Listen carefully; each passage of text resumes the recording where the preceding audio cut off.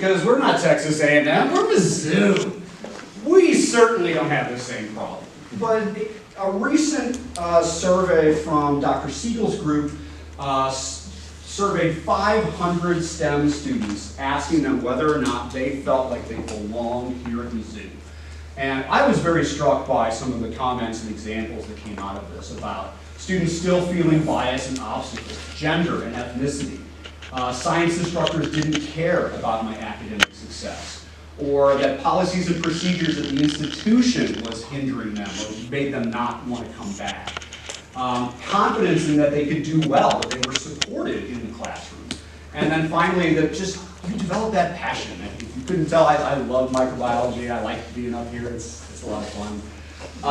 But you know, the fact that you go, I'm an engineer, right? That doesn't say that you belong to that group. And so, from all of this, I think the big takeaway is that we need to work on student comfort and confidence in having a place inside of STEM. That is the belonging that we would like to cultivate. And our sense of belonging that we have, right, comes from a lot of different places.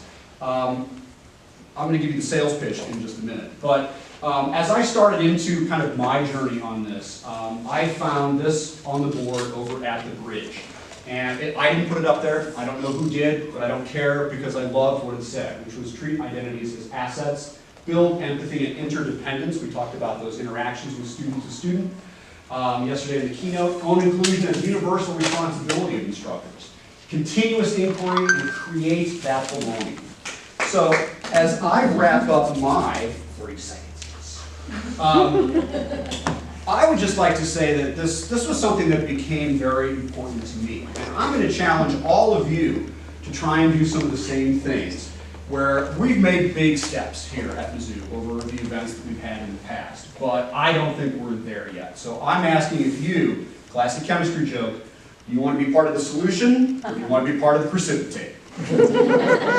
So, my last 10 seconds here is to make a pitch for coming to join us on this. The rest of our presentation here is our Thrive Faculty Learning Community, or Thrive FLC.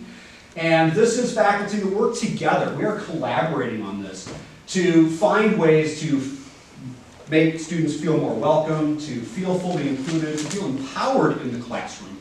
And what we're going to do for a lot of the rest of the presentation here is show off some of the projects. We don't just get together and drink coffee.